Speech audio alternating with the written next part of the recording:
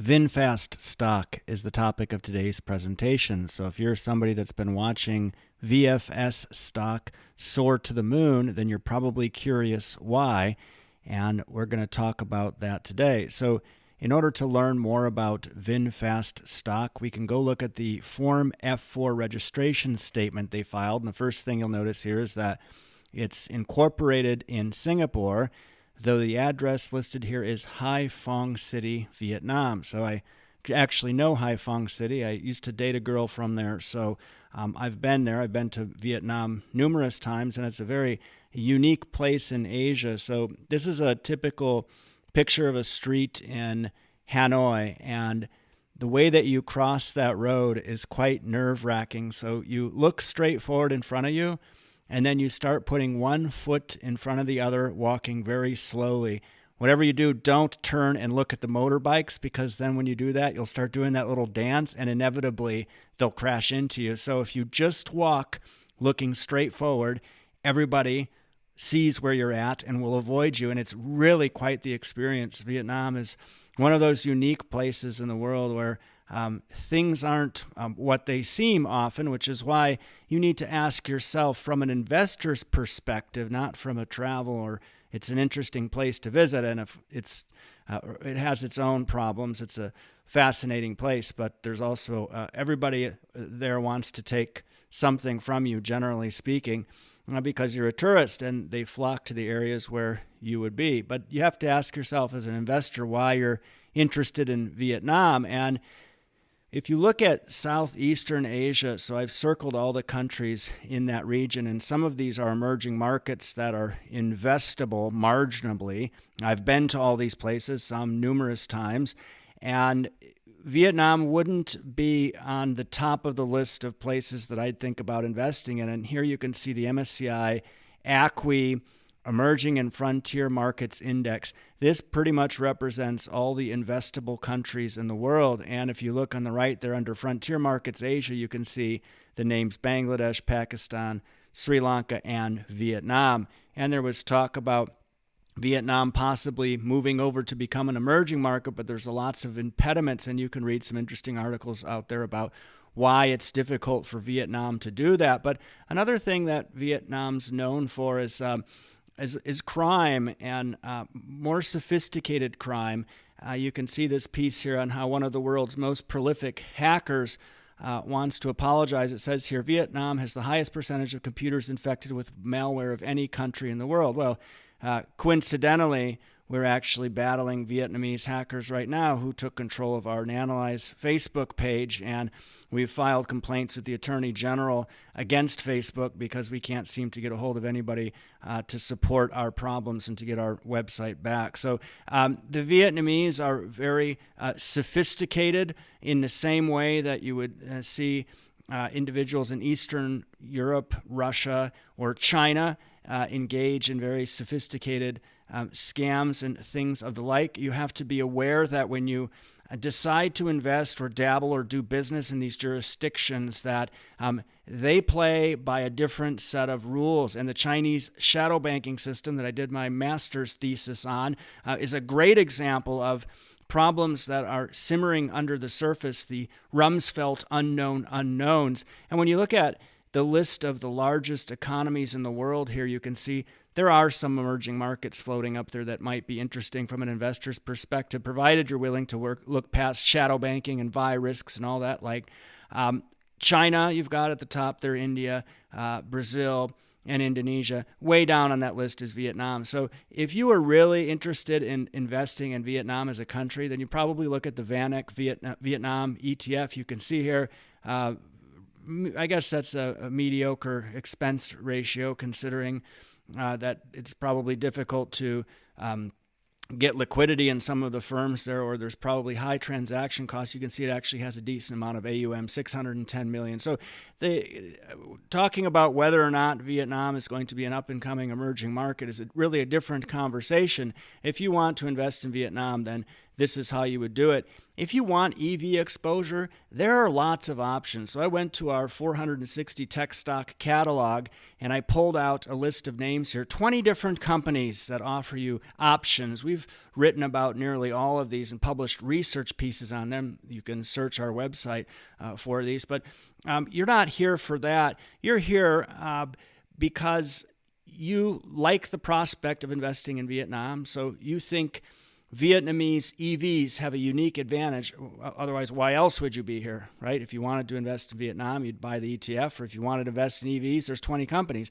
It's definitely not because of share price action, because you invest in companies, not stocks. And the reason that this has been brought up so much to our attention is a lot of people pointing out that this company is just experiencing incredible amounts of volatility. So let's get the valuation out of the way. But before we do that, let's take a quick look at the business, all right? Here's a very telling a piece of information. This was last quarter's information from the F4 on sales of vehicles. You could see their sales of merchandise. Take a look there. They sold $65 million in vehicles, and it cost them $222 million to produce those. And then you can see they sold some merchandise for $1.6 million that cost them $1.6 million. So that's actually a better gross margin than their vehicles. This thing is a mess. So they don't have a business right now. And when you look at the year before that, so that was last quarter, you look at last year in 2022, they sold $525 million worth of vehicles at a cost of $1 billion. That's not a business. And people say, what about Tesla? Yeah, what about Tesla? Let's go pull up Tesla's S1 and take a look at what they were doing when they had their IPO. Look at this. Tesla had $400 million of revenues. They were doing that on a positive gross profit. You can see even the earliest recorded data from Tesla was positive gross profit, and it just went up from there. So you see a fair number of EV companies these days trying to get to a point where they can manufacture a vehicle and sell it profitably. Tesla does that better than anybody else. BYD does a pretty good job. We've written about both of them. But this article by Bloomberg says it all. It says, $27 billion electric vehicle deal shows SPAC silliness is back. Indeed, I just took these bullet points from the article. It says that the purported $27 billion valuation, which includes $1.7 billion in debt, would make it the third largest such transaction in history. So this is a big SPAC. Never mind that the $27 billion valuation is now $85 billion. It says the transaction won't raise much money, and the purported valuation looks as rocky as VinFast's U.S. vehicles, okay? Don't have anything to say about those. We're focused on the company and showstoppers. So founded in 2017, it's backed by Vietnam's richest man, Pham Nhat Phung, and he invested about $8 billion in a bid to turn Vietnam into an automaking powerhouse. That's going to be difficult when China's pretty much taking everybody to task these days. They filed for a regular U.S. IPO in December, but then announced they'd go public via the SPAC route without explaining its change of heart. Well, we have a good idea of why they changed their heart there. This is a SPAC, so it's already overvalued at $10 a share, all right? Now it's trading somewhere right around 30.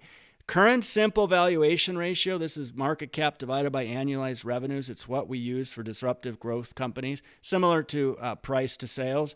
This current simple valuation ratio for VinFast stock is 254.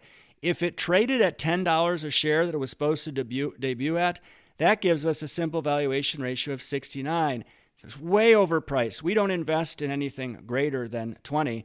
The most richly traded large disruptive tech stock we follow in our catalog of 460 stocks, NVIDIA, that trades at 39, and VinFast is no NVIDIA. So were we to ascribe to this company the same valuation as Tesla, shares should be trading at around $1 a share. So that's the maximum valuation that we could see is reasonable for this firm. But we don't even need to go there because that negative gross margin, that's a complete showstopper. And then for those that are a little bit more ambitious, you can go through the F4 and start looking at some of the oddities you'll find there, like transactions with related parties. And this is one of 3 pages, all right? So when you have Vietnam's richest individual funding this, he's most likely to farm out the work to that's how things work there, right? Your friends, your colleagues, think Guanxi in China, right? So when you look at, other bits of their filing document, they have $1.7 billion in total debt, but they also have this short-term debt from all these different banks, which is rather odd, and they list them out here. And then when you look at the amount of cash this company is burning, it's absolutely nuts. So for the year ended December 31st, 2022, so that's last year, they blew through $1.5 billion in trying to turn this into someone's sacred cow, it seems, trying to make this a formidable auto manufacturer. It doesn't look like it's ever going to get there. This is just something that we would avoid like the absolute plague. Hails back to 2020 all over again in this piece we wrote. I'll put a link to it in the description of this video because it's edifying. It's a warning about EV stocks, and that same warning holds true every year. This firm is extremely overpriced. You don't short this junk because all the meme stock morons will have more moronic behavior than your liquidity. So you just avoid, you walk away. We wouldn't touch this company at any price.